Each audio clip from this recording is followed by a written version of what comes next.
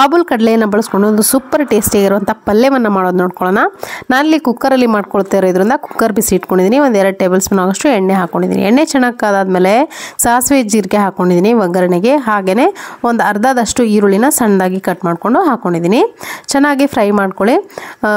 ಸ್ವಲ್ಪ ಟ್ರಾನ್ಸ್ಪರೆಂಟ್ ಆಗೋವರೆಗೂ ಫ್ರೈ ಮಾಡ್ಕೋಬೇಕು. ಇದ್ರ ಜೊತೆಗೇ ಶುಂಠಿ ಬೆಳ್ಳುಳ್ಳಿ ಪೇಸ್ಟ್ ಕೂಡ ಹಾಕ್ಕೊಂಡು ಫ್ರೈ ಮಾಡಿಕೊಂಡ್ರೆ ಈರುಳ್ಳಿ ಮತ್ತು ಶುಂಠಿ ಬೆಳ್ಳುಳ್ಳಿ ಪೇಸ್ಟ್ ಎರಡೂ ಕೂಡ ಚೆನ್ನಾಗಿ ಫ್ರೈ ಆಗುತ್ತೆ. ಹಸಿ ವಾಸನೆ ಎಲ್ಲ ಹೋಗುತ್ತೆ. ಈರುಳ್ಳಿ ಕೂಡ ಚೆನ್ನಾಗಿ ಬೆಂದ್ಕೊಳ್ಳುತ್ತೆ. ಸ್ವಲ್ಪ ಹೊತ್ತು ಈರುಳ್ಳಿ ಕಲರ್ ಚೇಂಜ್ ಆಗೋವರೆಗೂ ಫ್ರೈ ಮಾಡ್ಕೊಂಡು ಆದಮೇಲೆ ನಾನಿಲ್ಲಿ ಇದಕ್ಕೆ ಒಂದು 2 ಟೊಮೆಟೊನ ಹಾಕ್ಕೊಂಡಿದ್ದೀನಿ. ಹಾಗೆ ಒಂದು ಆಲೂಗಡ್ಡೆ ಕೂಡ ಕಟ್ ಮಾಡಿಕೊಂಡು ವಾಶ್ ಮಾಡ್ಕೊಂಡು ಹಾಕ್ಕೊಂಡಿದ್ದೀನಿ. ಸ್ವಲ್ಪ ಉಪ್ಪು ಹಾಕ್ಕೊಂಡು ಫ್ರೈ ಮಾಡೋದ್ರಿಂದ ಬೇಗನೆ ಫ್ರೈ ಆಗುತ್ತೆ. ಹಾಗೆಯೇ ಗರಂ ಮಸಾಲ ಹಾಕ್ಕೊಳ್ತಾ ಇದ್ದೀನಿ, ಅಥವಾ ನಿಮ್ಮ ಮನೇಲಿ ಕಿಚನ್ ಕಿಂಗ್ ಮಸಾಲ ಇದ್ದರೆ ಅದನ್ನು ಕೂಡ ಹಾಕ್ಬೋದು, ಅಥವಾ ಮೀಟ್ ಮಸಾಲ ಇದ್ದರೆ ಮೀಟ್ ಮಸಾಲ ಹಾಕ್ಕೋಬೋದು.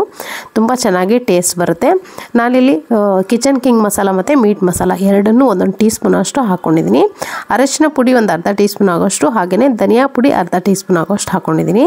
ಅಚ್ಕಾರದ ಪುಡಿ ಹಾಕ್ಕೊಂಡಿದ್ದೀನಿ. ಹಾಗೆಯೇ 1 ಕಪ್ ಆಗೋಷ್ಟು ನೆನೆಸಿಟ್ಟಂಥ ಕಾಬೂಲ್ ಕಡಲೆಯನ್ನು ಹಾಕ್ಕೊಂಡಿದ್ದೀನಿ.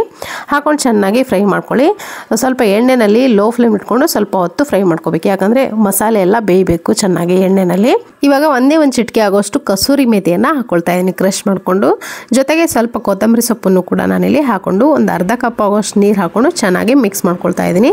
ಇದು ತಟ್ಟಂತ ದಿಢೀರಾಗಿ ನೀವೇನಾದರೂ ಮಾಡ್ಕೋಬೇಕು ಅಥವಾ ಲಂಚ್ ಬಾಕ್ಸ್ಗೆ ಟಿಫಿನ್ ಬಾಕ್ಸ್ಗೆ ಬೆಳಗ್ಗೆ ಅರ್ಜೆಂಟಲ್ಲಿ ಮಾಡಬೇಕು ಅನ್ನೋದಾದರೆ ಈ ರೆಸಿಪಿ ಮಾಡ್ಕೊಳ್ಳಿ. ತುಂಬ ಚೆನ್ನಾಗಿರುತ್ತೆ ಚಪಾತಿ ಜೊತೆಗೆ. ಕುಕ್ಕರ್ ಲಿಡ್ ಕ್ಲೋಸ್ ಮಾಡಿ ಒಂದು 3 ರಿಂದ 4 ವಿಜಲ್ ಕೂಗಿಸ್ತೀನಿ. ಯಾಕಂದರೆ ಕಡಲೆನ ಒಂದು ದಿನ ನೆನೆಸಿದ್ದೀನಿ ಆಲ್ರೆಡಿ. ಹಾಗಾಗಿ ಒಂದು 3 ರಿಂದ 4 ವಿಜಲ್ ಕೂಗಿದ್ರೆ ಸಾಕು, ಸಾಫ್ಟಾಗಿ ಬೆಂದಿರುತ್ತೆ. ಇವಾಗ ನೋಡಿ ಒಂದು 3 ವಿಜಲ್ 4 ವಿಜಲ್ ಕೂಗಿಸಿದ್ದೀನಿ. ಓಪನ್ ಮಾಡಿ ನೋಡ್ತಾ ಇದ್ದೀನಿ. ನೋಡ್ತಿರ್ಬೋದು ಯಾವ ರೀತಿ ಆಗಿದೆ ಅಂತ. ಗ್ರೇವಿ ಥರನೂ ಆಗುತ್ತೆ, ಗೊಜ್ಜು ಥರನೂ ಆಗುತ್ತೆ. ನಿಮ್ಗೆ ಇನ್ನೂ ಗಟ್ಟಿ ಬೇಕಂದರೆ ನೀರು ಕಡಿಮೆ ಹಾಕ್ಕೊಳ್ಳಿ, ಅವಾಗ ಗಟ್ಟಿಯಾಗಿ ಗೊಜ್ಜು ಥರ ಆಗುತ್ತೆ. ತುಂಬ ಟೇಸ್ಟಿಯಾಗುತ್ತೆ. ಸೊ ಇವತ್ತಿನ ರೆಸಿಪಿ ಇಷ್ಟ ಆಗಿದ್ರೆ ಲೈಕ್ ಮಾಡಿ.